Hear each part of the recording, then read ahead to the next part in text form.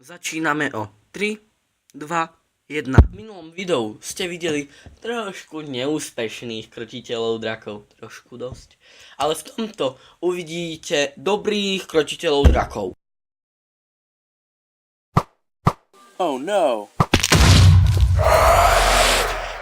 O pár rokov neskôr. Tak, nová hlava na výstavku. To som ja nebol. To bol on. Každé video z tejto malej Minecraftovej fázovej animácie dostane viac než 5 lajkov. Urobím jedno špeciálne video, ako robiť fázovú animáciu.